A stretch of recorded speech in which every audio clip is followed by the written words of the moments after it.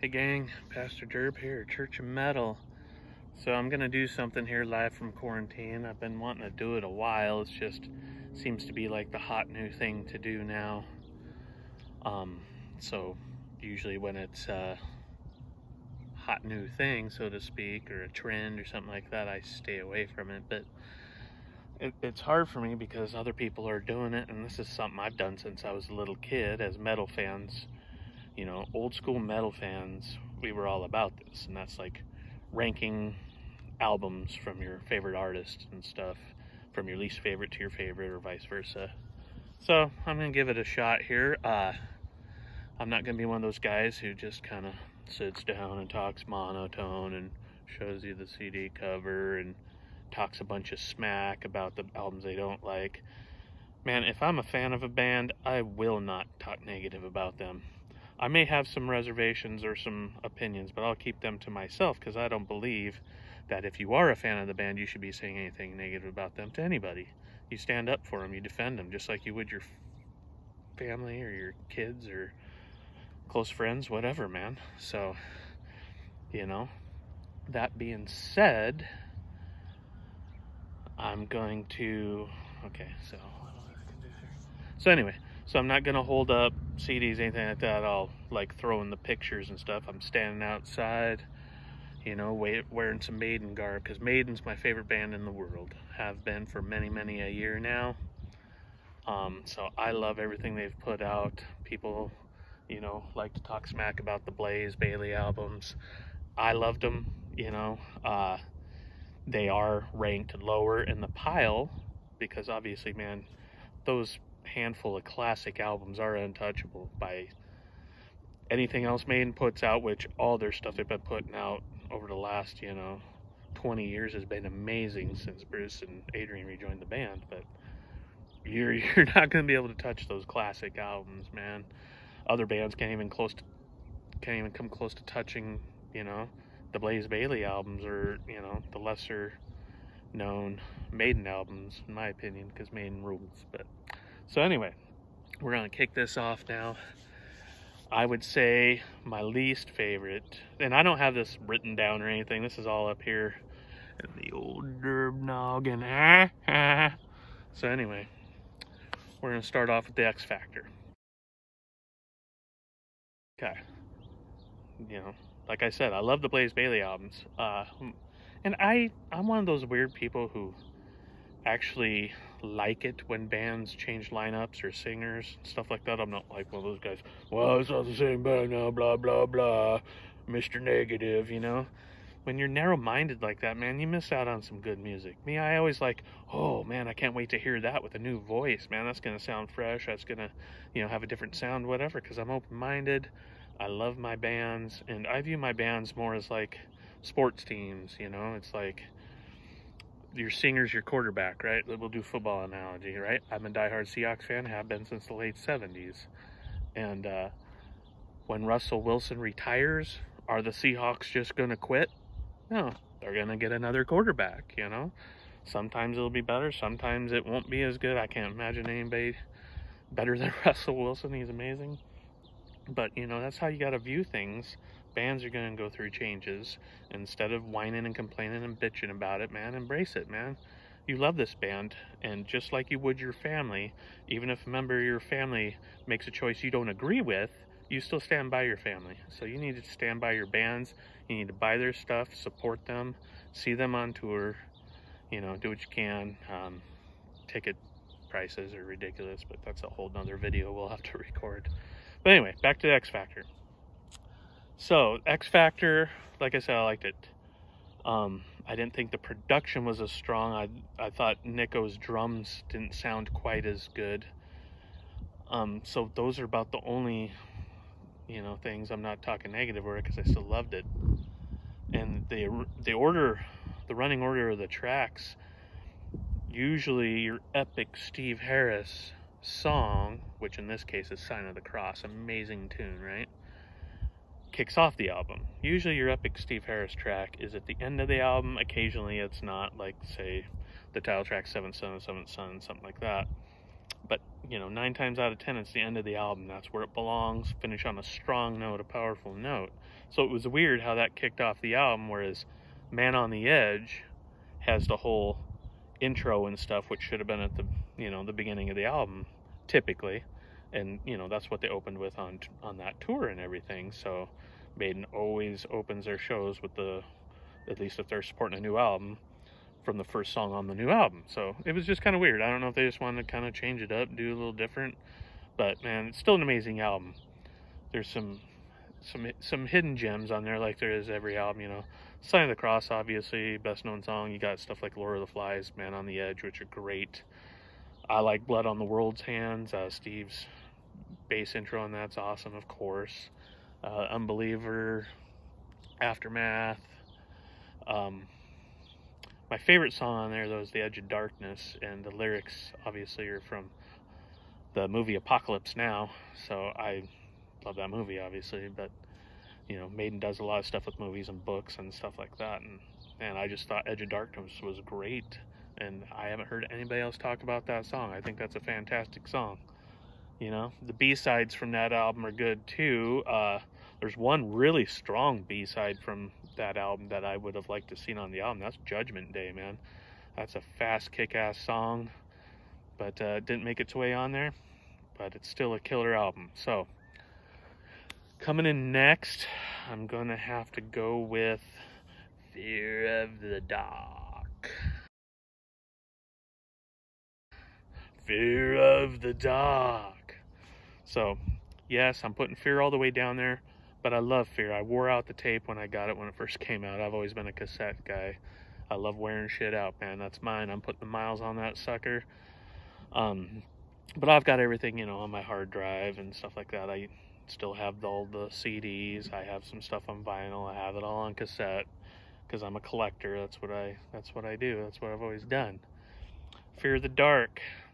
Little different than, you know, its predecessors. You know, Yannick's in the band. He came in for No Prayer of the Dying. Didn't write on No Prayer, but he started co-writing songs on Fear of the Dark. And I don't know if that added to a kind of a different sound with some of the songs as far as styles, you know, and maybe he developed a style later on, or they just said, hey, screw it, man, let's do everything. Because, like, Weekend Warrior, not your typical Maiden song, but I like the song a lot. That was actually one of my favorite songs on there. And same with, like, say, Wasting Love, you know, kind of treading the line of Power Balladville there that was so popular in the late 80s, you know, right there. So, but it still has a Maiden sound to it, so I wouldn't throw it up in there with those other bands and stuff that were known for doing that kind of thing. Then you got some, you know, some interesting stuff like Fear is the Key, Childhood's End, stuff like that. You got the killer opening track, Be Quick, Be Dead. You got Afraid to Shoot Strangers is a really, really good song, really memorable, classic Maiden track there. Obviously the title track's an epic classic, one of the best Maiden songs ever written and recorded. I would, you know, From Here to Eternity, good song. One of the standout tracks to me, it's a hidden gem. You know, there's some on every album, but to me, the one on that one's The Apparition. I think that is such a killer song. Good stuff. So, Fear of the Dark, great album. Really like the artwork too. That was some killer artwork. Oh, and going back to X Factor, that's one thing I was also a little unsure of. I was like, they're doing this real life looking Eddie, you know, and these torture devices and stuff. And you know, I'm old school. I miss the old Derek Riggs illustrations, but still good stuff. Still good stuff. Like I said, Fear of the Dark, great illustration with that. So coming in next, I would have to go with Virtual 11.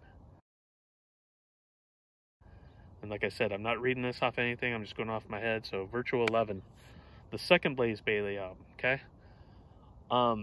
This one, I like the production better than X Factor. Obviously, the artwork is killer, and the songs are awesome, man. Steve wrote most of them on there, you know, and back in the old days, Steve wrote the majority of the stuff and has become more of a collaborator and throw in a song or two here and there. But on this one, he kind of took most of it himself, about 2/3, I think. Yannick only wrote one song on there with Blaze, Como Esta Amigos, which is a killer song to close it out with. Future Real kicks off the album. Badass song, obviously. Fast Driving. Angel and the Gambler has been kind of a dividing point for Maiden fans because it's such a long song, which a lot of Maiden songs are long, but that whole middle section, it just repeats. Do you think I'm a savior? Do you think I can save you? Over and over again. I like it. I don't think it's the strongest track on the album. I definitely don't think I would have released it as a single, but hey, that's just my opinion. I'm not in Iron Maiden as much as I wish I was. But, you know, still a killer song. And again, some gems on that album. I would say my favorite song on there is The Educated Fool. And I don't know what it is I'm supposed to do. Just Maiden writes the coolest melodies, whether it's guitar, vocals. I mean, the stuff that Harry comes up with is just fucking killer, man. So good stuff. I really think the Blaze Bayley albums have gotten a bad rap. I really feel like Blaze himself has gotten a bad rap because the dude's killer, man. He's a killer frontman. He's a good singer. His voice maybe not fit in with the Maiden style of things, but I still thought the albums were killer, especially the second one, like I said. And if you get a chance, I mean, Wolfsbane was a great band before, you know, that's what Blaze was in before Maiden. But if you get a chance to check out Blaze's solo stuff, man, it is badass. Especially those first 3 or 4 albums after he left Maiden. Just amazing. Really, really, really good stuff. So check that out. So yeah, after Virtual 11, we're going to have to go with No Prayer for the Dying. Man, I was so amped up when this came out. Again, you know, wore the tape out. Tail Gunner's such a killer opening track, right? One of those just classic Maiden openers. The video on that was really cool. The live video for that. So good stuff. I thought the title track was a really, really good track. Strong track. Holy Smoke, I liked it. Kind of silly, but I liked it. The Assassin, one of those gems, underrated gems. Same with Run Silent, Run Deep. Was never a big fan of Bring Your Daughter to the Slaughter, but it's killer song still. I can see it's a good song, and that was their first song go to #1 or whatever. So what do I know, right? Same with Hooks and You. Not a big Hooks and You fan, but it was an Adrian Smith co-write on that. I don't know if it was left over from Seventh Son or if Adrian actually got together with Bruce on the side and they decided to co-write a song for the album. I don't know. I don't know the story behind that. I know most Maiden stories, but that's one I don't know. So if you know, shoot me a comment. Let me know. So yeah, but one of my all-time favorite Maiden tracks ever is Mother Russia, the epic classic Steve Harris album closer. Kind of short for an epic Steve Harris album closer, though. It still rings in under 6 minutes, and usually a song like that, you know, you're looking 7-8 minutes. But killer song. You can actually picture Russian soldiers marching, you know. And so, but just one of those all-time classic Maiden songs in my opinion. It was sad to see Adrian go, but, you know, Yannick is a great guitar player and seemed to fit in pretty good there for that first album anyway. I really like it. I thought the cover artwork was pretty cool. So yeah, you know, it's one of those albums where Maiden fans don't always agree, but I won't talk shit about any of my favorite band's releases. Sometimes I just kind of have to bite my tongue for some bands anyway, but I'll still stand behind them, man, because biggest thing about being in a band is just doing what you want to do. Sometimes bands experiment and go in all crazy kinds of directions. Metallica, prime example. But they're going to go down in history as probably the biggest metal band ever. You know, there's a reason for that. Do I love every single thing they put out? No. I like it and I respect it, what they do. Some I like a lot more than others, but, you know, I won't talk shit about it like other people do. Other people just seem to run their mouths. It's hard being a metal fan because it's supposed to be united, man. We're united. I don't mind a nice debate here and there as long as it's friendly. But like this, for instance, I'm not saying these are the best Maiden albums top to bottom. These are my favorites, okay? Like, here's a perfect example. To me, Number of the Beast, greatest metal album ever made, okay? Is it my favorite Iron Maiden album? No. No, it's not. But I consider it the best for when it came out, what it represented, the influence, the time, everything. You know, there's a lot to take into consideration for that kind of stuff. So, but it's up there as far as my favorites. I have strong memories and attachments to the album. Like I said, best metal album ever made, in my opinion, but not my favorite Maiden album. So, you know, it's kind of like I got a lot of that going on with different bands and artists and stuff, which we'll get into with other videos. So anyway, no prayer for the dying. Moving on from that, I'm gonna have to go now, I believe, with A Matter of Life and Death. What killer artwork, man. What a great cover. So excited, man. I'm so sad that my favorite bands now are taking 5 to 10 years to put out a freaking new album, man. When I got into this, it was, you got an album a year.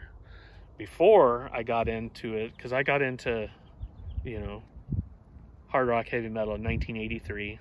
You know, I've told the story a million times. Quiet Riot, heard Quiet Riot Mental Health, heard some other stuff, but that's the first hard rock heavy metal album I ever got.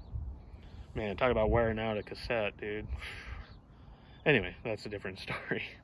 But so when I got into that 1983, most bands were putting out an album a year still, coming off the cusp of the 70s, where a lot of bands were putting out 2 albums a year, man. Yeah, I miss that. I miss new music. Yeah, they make the bulk, nowadays especially, they make the bulk of their money touring. I get that, man. But with technology nowadays, a lot of these bands are like, they still have an old school thought process, you know, of, oh, well, we got to pay hundreds of thousands of dollars to get this studio time and this producer, when they could have recorded 3 or 4 albums while they're sitting there with their thumbs up their asses trying to figure out what they're going to do. You know, I miss the old days for that kind of thing, man. I always looked forward to going to the record store, getting that new cassette or CD or whatever, you know, instead of waiting 5 or 10 years and, you know, maybe you hear something on the internet, oh, Maiden was seen in a studio or something like that. Then you get your hopes up. Then you find out they weren't, or apparently. So anyway, where was I? Oh yes, Matter of Life and Death, I believe. So the 2000s, you know, Bruce, Adrian come back in the band. Now they're a 6-piece, which is interesting, and 7-piece if you include Michael Kenny, which you guys should. I mean, the guy's been playing keyboards for the band since they first introduced keyboards. He's a live keyboard player. He's Steve Harris's bass tech. He's amazing, man. And they might as well make him a band member instead of hiding him behind the stage. You know, the guy deserves it, in my opinion. But that's another conversation. But A Matter of Life and Death, you know, epic album, epic songs on there. Pilgrim, killer intro. Yeah, I love that song. Out of the Shadows, another killer song. I mean, all the songs are Different World kicks off the album. Great. Brighter Than 1,000 Suns, awesome song. Legacy. You know, there's so much good stuff on there. For the Greater Good of God probably is my favorite track, standout track, as is Reincarnation of Benjamin Brieg. Again, that For the Greater Good of God, great Steve Harris epic track. But really enjoyed the album a lot. In my opinion, it wasn't quite as good as, you know, Brave New World and Dance of Death before it, but it was still pretty damn good. It was a little different than those. It was way more proggy and epic. So killer album. Coming in next, I would have to go with Dance of Death, the predecessor to that one. Killer songs on there, man, though. Rainmaker, the title track, amazing. To me, the standout track I thought was Journeyman. You know, it's interesting they put the acoustic version on there. Maiden's not known for doing acoustic versions of anything, but you know, shortly thereafter, I picked up some import that had a couple unreleased tracks from there where they just jammed in the studio. One was called Pass the Jam. One's called More Tea Vicar.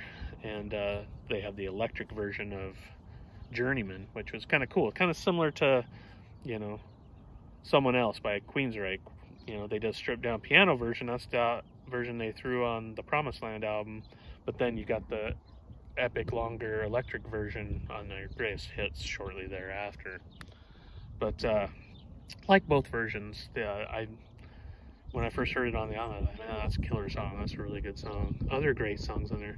I just so proud of Nico for co-writing New Frontier, man. I thought that was a good song. I thought it should have been a single. You know, get the drummer some, you know what I'm saying? Wrote some killer riffs on that, man. Everybody was surprised in the band. You know, I wish he would do some more of that, because that was a killer song. Good stuff on there. Not a huge fan of the artwork. I thought the artwork was interesting. But like I said, you know, I'm old school. I want those old school Derek Riggs or Derek Riggs style illustrations. But anyway, it's neither here nor there. So let's see, where should we go after Dance of Death? I think I'm gonna have to go with the Final Frontier. Watch some other album reviews of this, and people put it like towards the bottom. I'm like, whew. Man, when that came out, a lot of times what I'll do is I'll list the album. Yeah, it's a killer album. Listen to it the second time. Ooh, I like it a lot more. Third time. By the time I've heard it the 10th time, I'm like, it's a damn fine album. So the whole album to me is great. The first time I heard it, when I got to the last song, When the Wild Wind Blows, I was like, dude, Steve, man, writes the coolest songs. To me, that's one of the greatest Maiden songs ever written. And FYI, you know, I know, like, Loudwire does this stuff where they report if a song was played in a movie or a TV show or something like that from a hard rock or heavy metal artist and stuff, you know.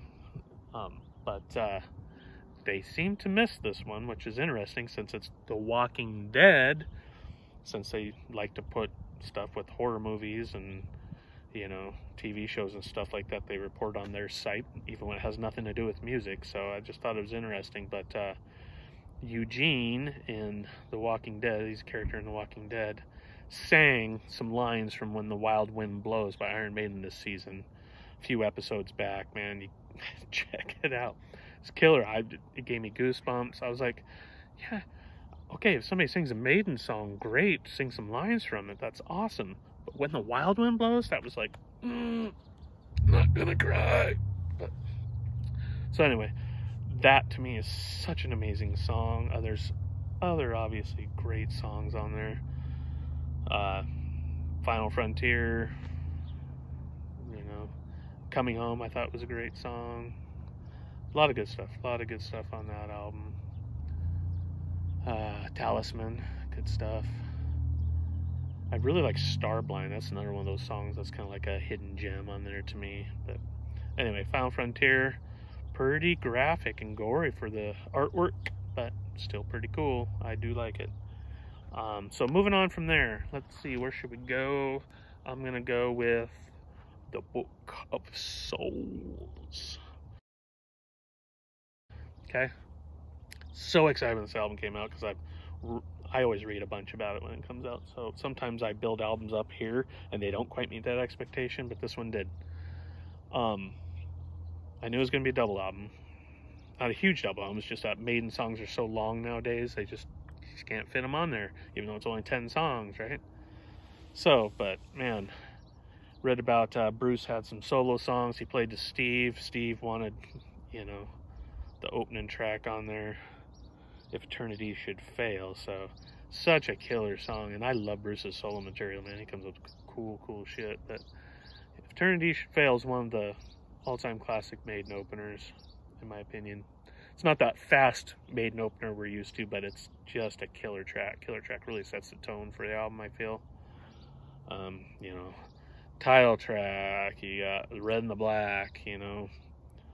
I really like the song about Robin Williams too. It just really really good song. Really means a lot to me personally. Just loved Robin Williams and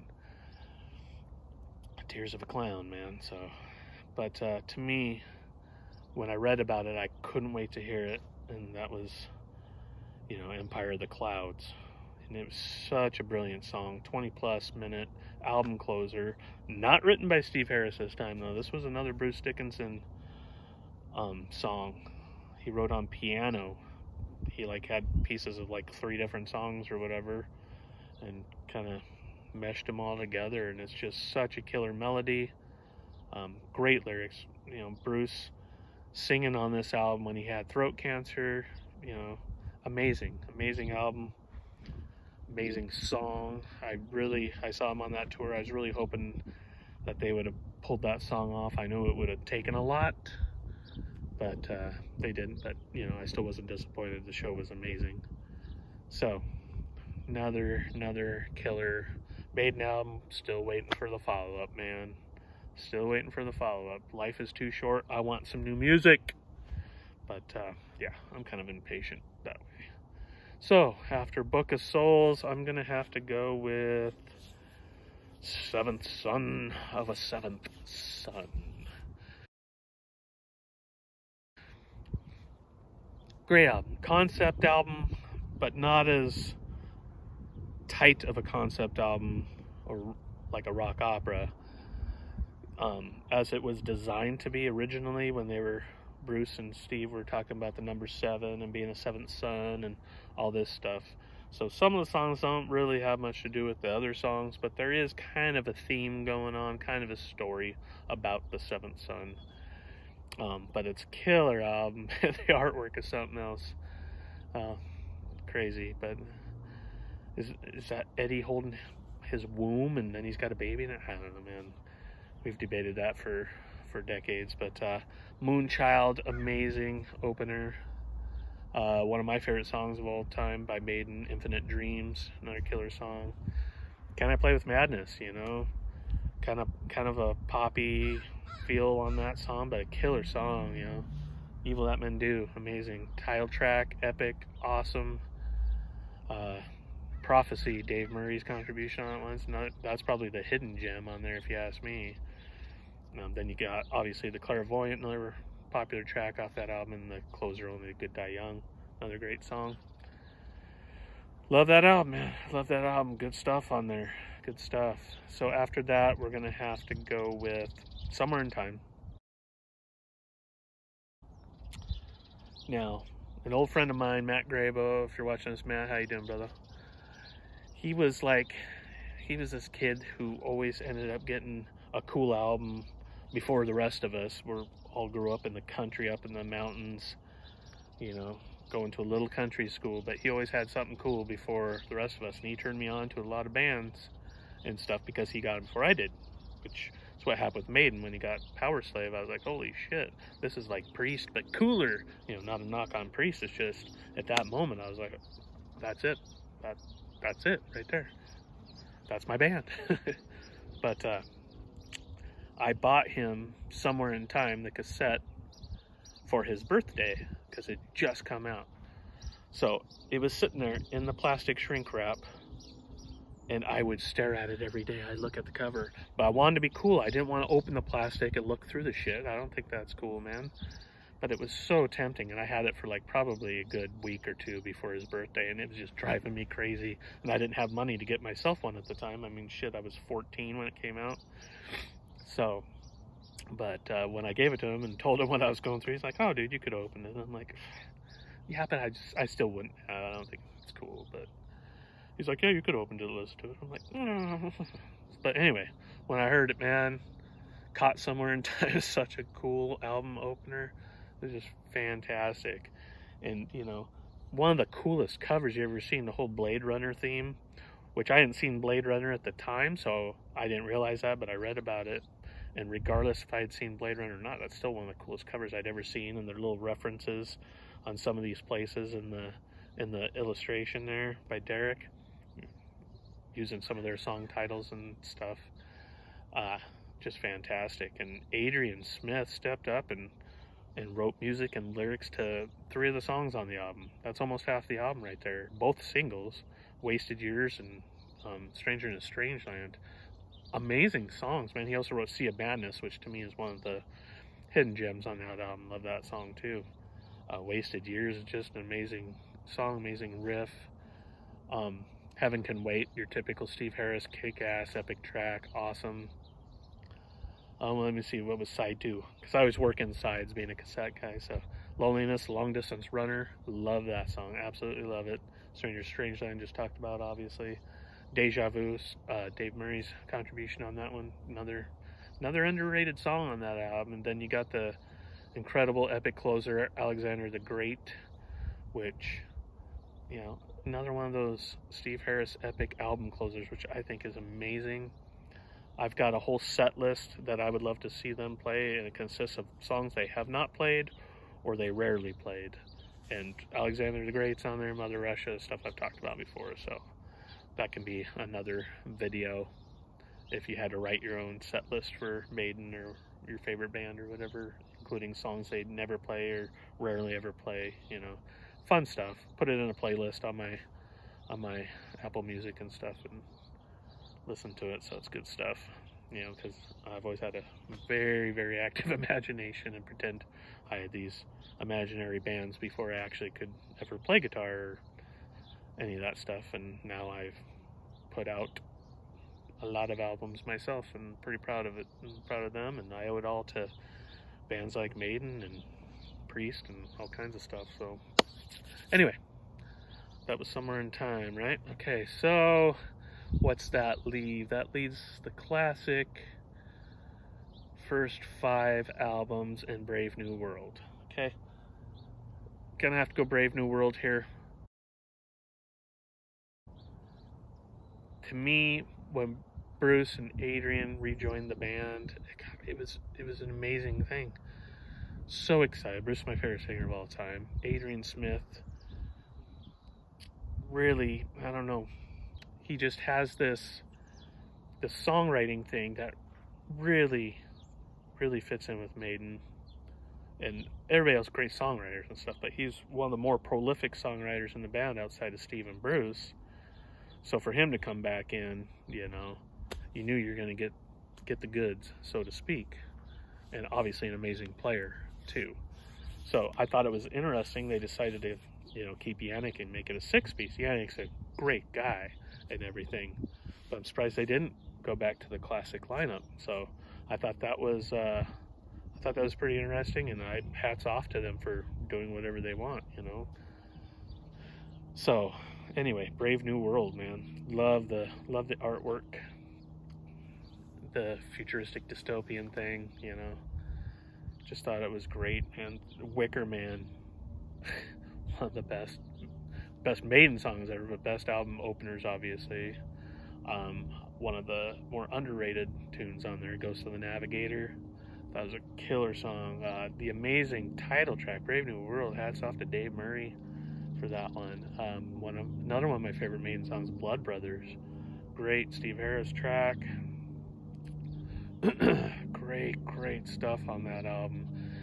One that kind of stood out to me too was the Nomad. I always thought that was an awesome song. You got the epic Dreams and Mirrors and stuff, but anyway, what an amazing album.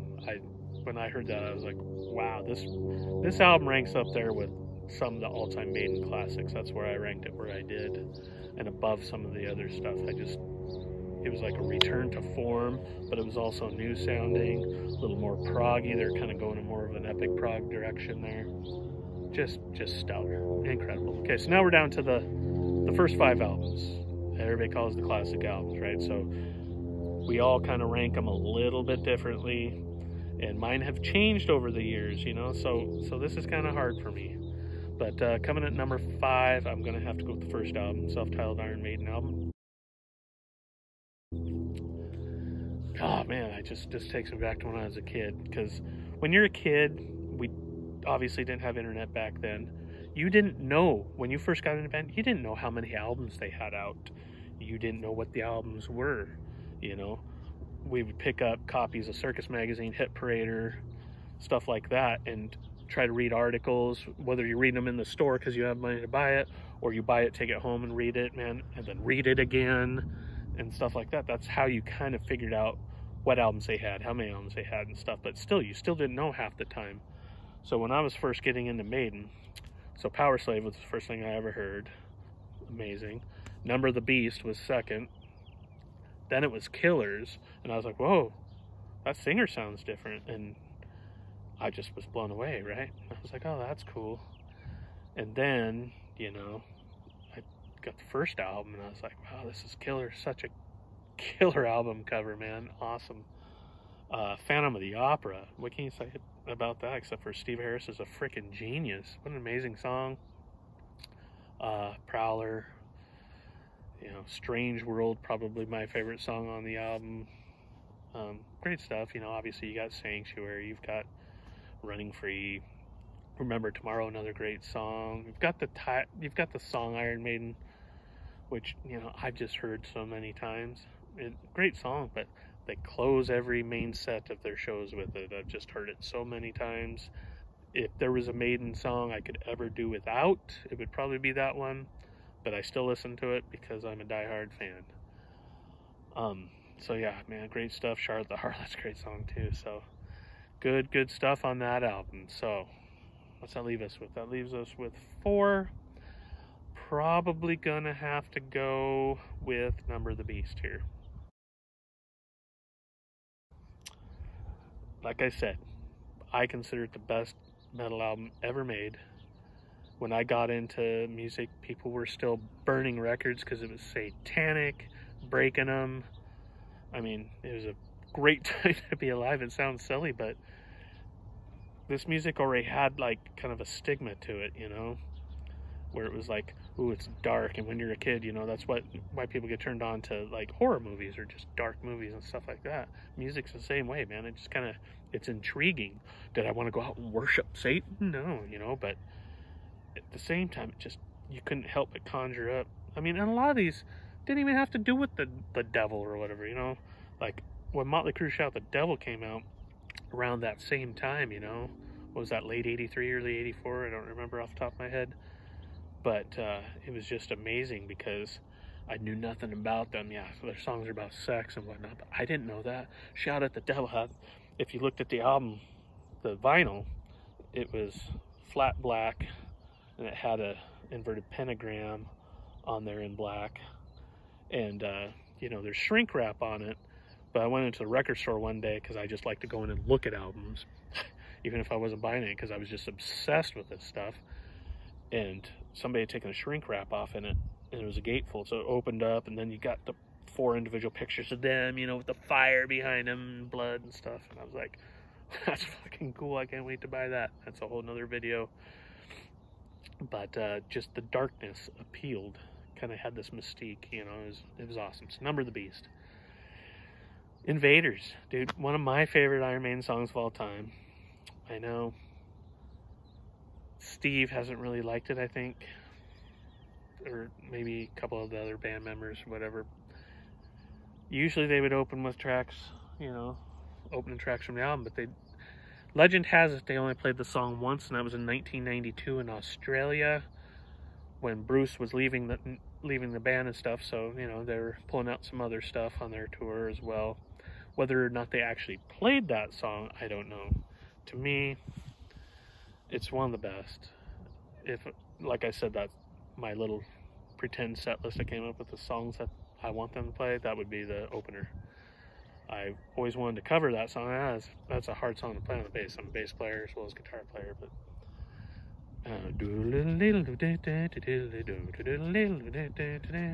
just amazing song. Goes into the awesome Children of the Damned, right? Just another one of those songs where, oh, Children of the Damned, it's evil. Couldn't wait to hear it. Just did not disappoint. Awesome. Prisoner, all-time classics. Again, 22 Acacia Avenue, great song. You've got the title track.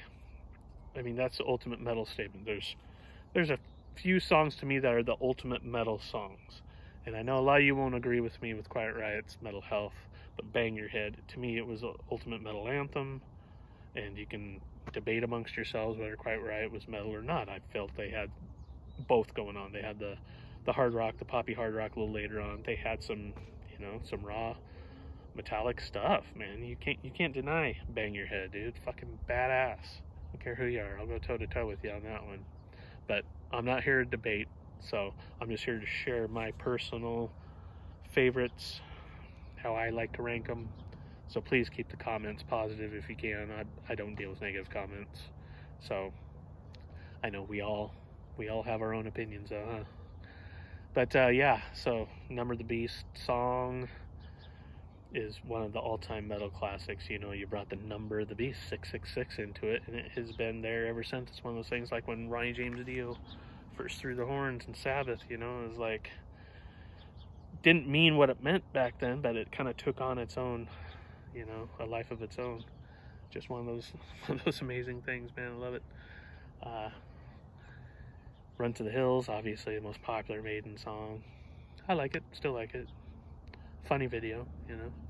Gangland, I think, has been, you know, kind of ragged on by people, but I think it's a cool song. You know, Clive Burr got a songwriting credit on that one, so you gotta give Clive some props on that. I don't know what he wrote on there, but or if it's just a drum intro and they decided to give him writing credit, I don't know, but it's cool. Then you got probably a lot of people consider the best Maiden song ever written, Hallowed Be Thy Name. I'm no different. I think it's the best Maiden song ever written. Something about that intro, man. Something about that intro where you actually feel like you're in a cell and you're on your way to the fucking gallows. You know what I'm saying? Killer stuff. You can't talk about that one enough. The B-side, Total Eclipse, obviously should have been on the album. Steve always talked about it should have been in place of Gangland. You know, I got albums back then that were longer running times than Number of the Beast. I still don't see why they couldn't have put Total Eclipse on there and Gangland. But anyway, good stuff, great stuff. So now we're down to the 3. I really have a hard time on this one. But I'm probably gonna have to go with see, it's like I go back and forth all the time. I'm gonna have to go Peace of Mind on here. Peace of Mind is one of those albums where it's like, okay, out of the classic first 5 albums, it was the last one I actually got. But man, it has grown on me over the years. I loved it when I first heard it, obviously. But it's weird because I had Live After Death before Peace of Mind. So when you hear something like Revelation, and then you hear the original version, it's like, which is, most people heard that first, so to them, hearing Live After Death is really fast. To me, hearing Peace of Mind version is really slow, so it's one of those things. But man,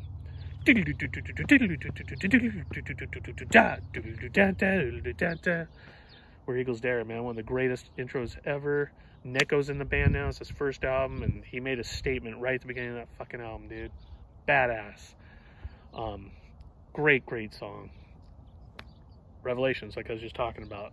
Bruce Dickinson wrote that song by himself. Music and lyrics. Pieces of a couple different songs from what I understand. And this is his first album he wrote on. Like, he sang on Number of the Beast, then started writing on the second album. And God, man, amazing. Revelations, one of the best Maiden albums, is right up there. Probably right behind Hallowed Be Thy Name. Amazing, dude. Amazing. Love it. Sorry. Oh, God of earth and altar, bow down and hear our cry. Good stuff. Sorry. Let's see what's after that. Is that Flight of Icarus next? Flight of Icarus, great song. Amazing. Die With Your Boots On. Again, amazing.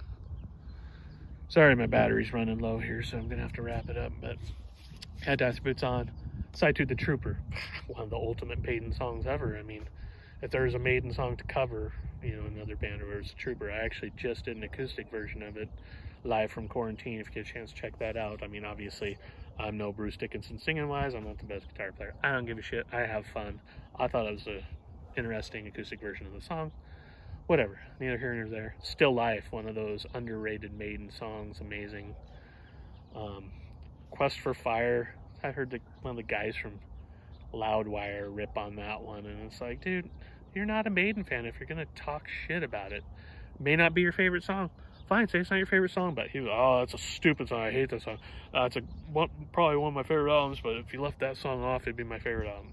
Dude, you know, get over it. Anyway, I like it. I like the interesting swing beat.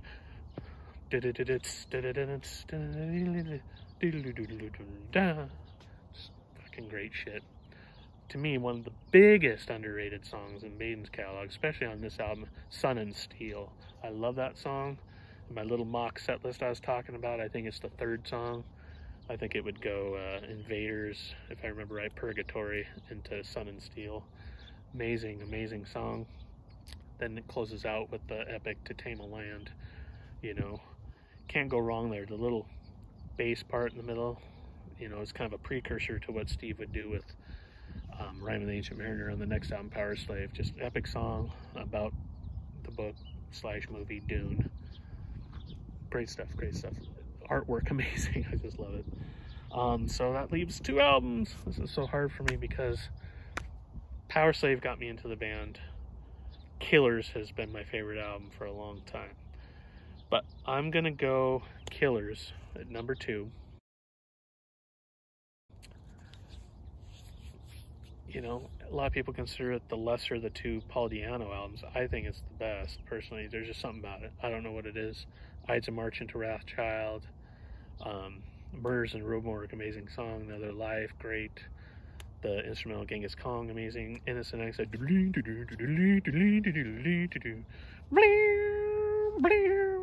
awesome. Side 2, title track, killer. What was that? Twilight Zone, great song. One of my all-time favorite Maiden songs is Prodigal Son. Why don't people talk about that song? You know, it's an amazing song. I read recently, or saw not too long ago, that Adrian Smith always really liked that song. And I'm like, man, I wish it would have been played live. Such a great song. Purgatory, underrated song also. And it closes out with Drifter. So one of the best covers ever, one of the best albums ever. So that leaves us one, that's Power Slave, right?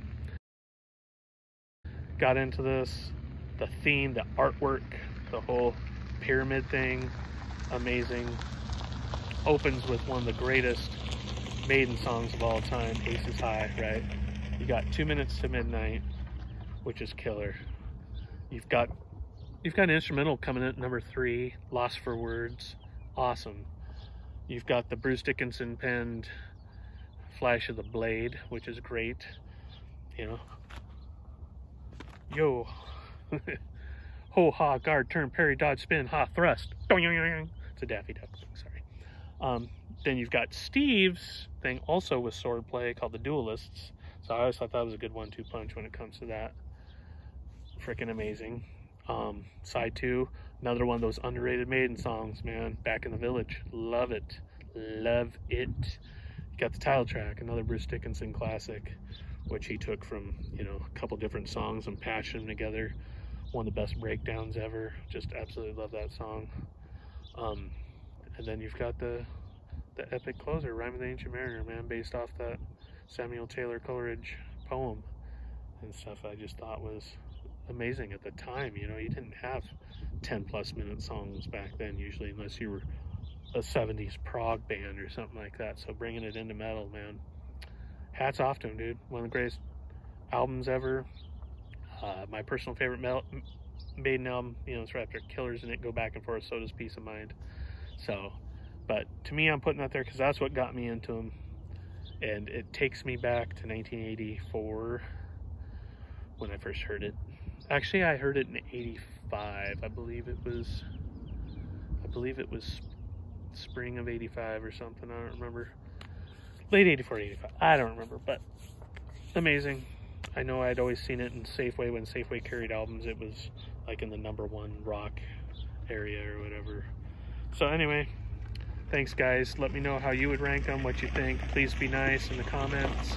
I'm a fragile butterfly and I can't take negativity. I may crumble. So anyway, let me know what you think. Peace.